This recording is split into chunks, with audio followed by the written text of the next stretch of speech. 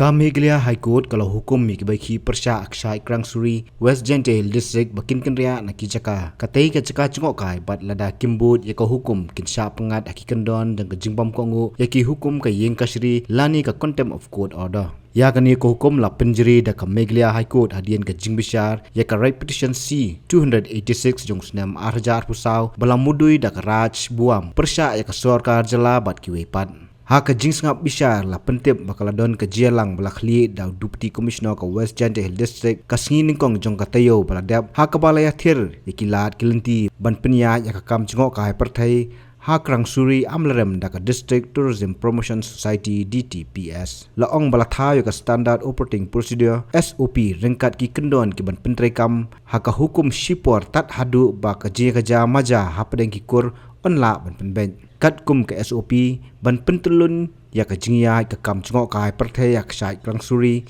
ka District Tourism Promotion Society DTPS kan siam ya ka benta bah khmat ringkat nodal officer ubadeu District Tourism Officer ka West Jngoh District ya ki signboard anbu haki cakarung katei ka jaka Jngoh kai ka bakdo ya ki jingmana bat ki kendon badai ban buat lem ki phone number jong officer in charge ka amlarem ladadon ka jingsha pensnge ki nongwan Jngoh kai hanure hanu ya ki signboard balasi da ki noiki ki boong balakhang ya ka Krangshuri habban wengno ong ka hukum ka Meghalaya High Court shushu ka court kalabtha badai ban play bang akang lakajong na ka benta ka Krangshuri da ka District Tourism Promotion Society DTPS bat baro ki jingsiu dai ban lum lengba ka Unified Payments Interface UPI ba penyaso bat ka bang kong jong ka society. Habatin, pej bahagi ki shop plus F. Ka plus F? Hakabam bangibam duna ki eki batai ye kamet. Namar kata habathiru atau khau kamlu ka umpnyang kadut pej ya ka shop plus F haka jingsom.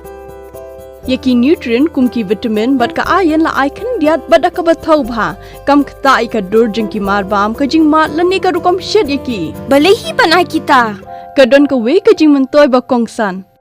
Ka kot ka kia. Ka nutrition bakam bha ka jing im bakam bha pendon kam daki marba medon ka shop plus F menta kasni Lawan Ra Shafi Lingba ko office jong Commissionerate of Food Safety Meghalaya.